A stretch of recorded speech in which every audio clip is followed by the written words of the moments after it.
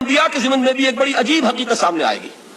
حضرت موسیٰ علیہ السلام کے معجزات دو بہت مشہور ہیں، عصائے موسیٰ اور ید بیضاء۔ ویسے قرآن مجید نے 7 مزید گنوائے ہیں، 9 آیات بینات، 9 بڑے کھلے کھلے معجزے جو فرعون اور آل فرعون کو دکھائے گئے۔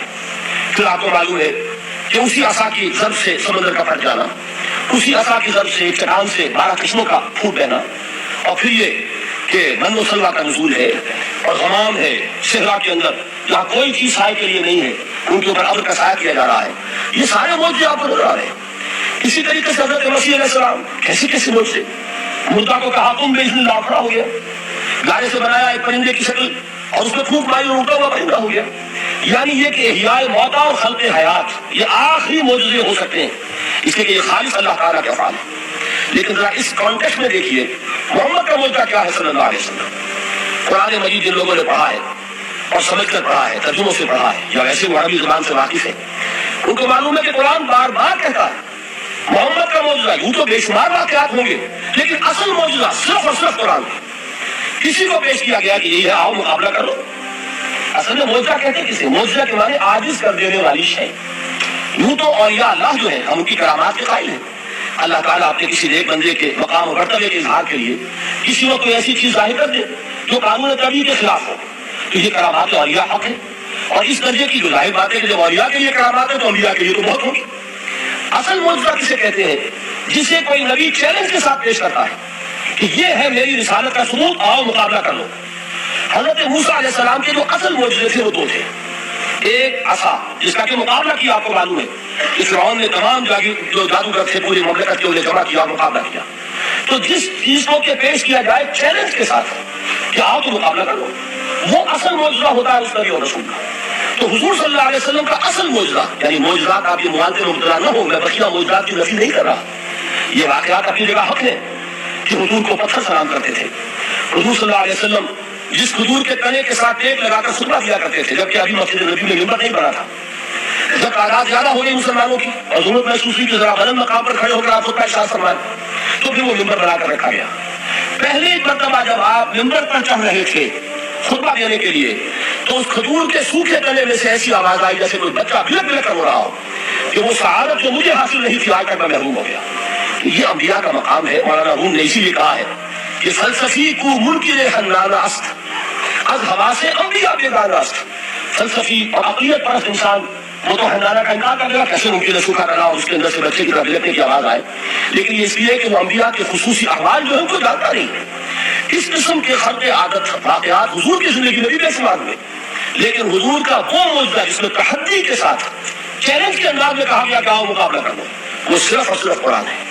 چنانچہ آپ سورہ بنی اسرائیل میں دیکھیں گے قُلْ لَئِنِ اجْتَمَعَتِ الْإِنسُ وَالْجِنُّ عَلَىٰ أَن يَأْتُوا بِمِثْلِ هَٰذَا الْقُرْآنِ لَا يَأْتُونَ بِمِثْلِهِ وَلَوْ كَانَ بَعْضُهُمْ لِبَعْضٍ ظَهِيرًا۔ اے نبی چیلنج کر دیجئے، اگر تمام انسان اور تمام جن مل کر یہ چاہیں کہ اس قرآن جیسی کوئی تصنیف کر دیں تو چاہے وہ ایک دوسرے کا کتنی بھی اس میں مدد کریں اور تعاون کریں، وہ ہرگز قرآن جیسی کتاب تصنیف نہیں کر سکتے۔ اس سے آگے بڑھ کر یہ بات کہی گئی، اچھا پورا قرآن نہیں لا سکتے، اس قرآن کی طرح کی 10 صورتیں ہی تصنیف کرو۔ جب اس کا بھی جواب نہیں دیا گیا تو جسے کہتے ہیں برسبیل تنزل، اور پنجابی میں کہتا ہے کہ بولے کو گھر تک پہنچانا، تو بولے کو گھر تک پہنچانے کے لیے فرمایا ایک سورت ہی بنانا ہو۔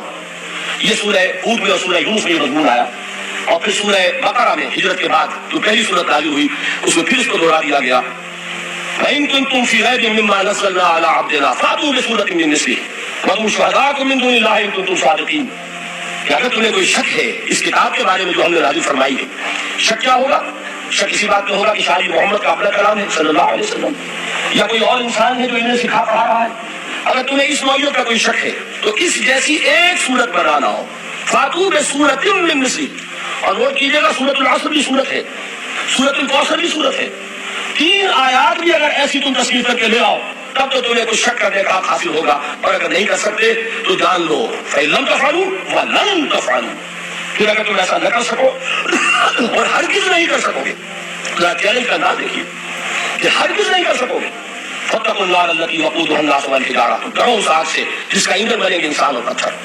اب اس بات کو سمجھیے کہ تاریخی حقیقت ہے جس کا کوئی کافر انکار نہیں کر سکتا، کہ وہ کوئی شخص اس چیلنج کو قبول کرنے کی ضرورت نہیں کر سکتا۔ اگر جھوٹ موٹ کو بھی کوئی کھڑا ہو جاتا اور کہتا کہ ٹھیک ہے میں نے یہ صورت بنائی ہے اور میرا دعویٰ یہ ہے کہ یہ قرآن جیسی ہے، تو ایک کنٹروورسی تو پیدا ہو جاتی نا. کچھ لوگ چاہے کہتے کہ نہیں یہ قرآن کے سطح کی نہیں ہے، لیکن یہ کہ اس کا دعویٰ تو ہو جاتا. لیکن تاریخ یہ بتا رہی ہے کہ سرے سے کسی شخص نے اس کی ضرورت نہیں کی. اس درجے وہ قرآن سے محبوب ہوئے. تو حضور کا سب سے بڑا معجزہ جو آج تک زندہ ہے، اس کو ذہن میں رکھیے. میں نے جو حضرت موسیٰ حضرت عیسیٰ کے معجزات گنوائے ہیں وہ در حقیقت ان کی اپنی ذات کے ساتھ تھے. ید بیضا موسیٰ کے ساتھ تھا، عصا معجزہ اس وقت تھا جب موسیٰ کے ہاتھ میں تھا. اس کے بعد 250 برس تک وہ صندوق سکینہ جو ہے، تابوت سکینہ، اس میں وہ عصا رکھا رہا، لیکن اب وہ معجزہ نہیں تھا، وہ سوکھی لکڑی تھی، اس کے خلاف نہیں. تو تمام انبیاء اور رسول کے معجزے ختم ہو گئے، وہ ان کی ذات کے ساتھ تھے. محمد رسول اللہ کی رسالت دائمی ہے تا قیام قیامت، لہذا معجزہ بھی آپ کا دائمی ہے. وہ معجزہ آج بھی موجود ہے.